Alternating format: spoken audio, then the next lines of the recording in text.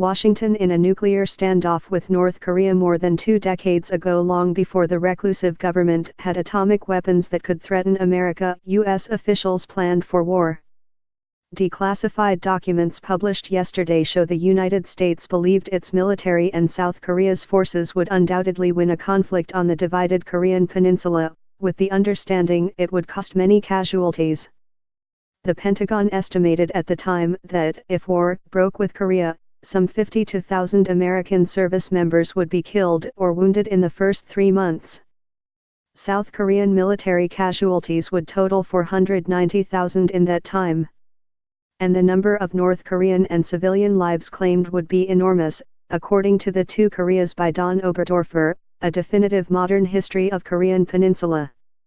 Today, with North Korea almost able to directly threaten the U.S. mainland with nuclear strikes, the possibility of conflict looms as it had in 1994. President Donald Trump has vowed to stop the North Koreans from reaching such capability. 23 years ago, the stakes were different. At that time, President Bill Clinton's administration considered a cruise missile strike on a North Korean nuclear complex after it began defueling a reactor that could provide fissile material for bombs for the first time. Former President Jimmy Carter headed off a conflict, meeting with founding North Korean leader Kim Il-sung and helping seal an aid for disarmament agreement. The pact endured for nearly a decade, despite frequent disputes and periodic flare-ups on the peninsula. We had taken a very strong position that we would not permit North Korea to make a nuclear bomb, William Perry, who was Defense Secretary during the crisis, said this week. We have said that many times since then, but then we really meant it. A declassified transcript published by the National Security Archive at George Washington University records Perry's discussion on the standoff with South Korea's president in 1998. Perry was by then Clinton's special envoy for North Korea.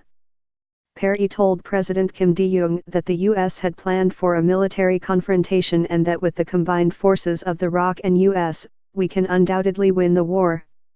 ROK refers to the abbreviation of the South's official name, the Republic of Korea. Speaking to South Korea's Kim, who pursued a sunshine policy of diplomatic outreach to North Korea, Perry said the war involves many casualties in the process. As a former defense secretary, I am well aware of the negative aspects of war, and will do my best to avoid war. North Korea has since made leaps and bounds in its nuclear and missile development, particularly under its current young leader, Kim Jong-un. Last week, it tested an intercontinental ballistic missile with a likely range of more than 8,000 miles, 13,000 kilometers, moving it closer to perfecting a nuclear-tipped projectile that can strike all corners of the U.S. mainland. Trump has not ruled out using force to stop the North from achieving that capability if diplomacy fails. Backing up the threat, the U.S. has stepped up its military drills with allies, which Pyongyang condemns as preparations for invasion.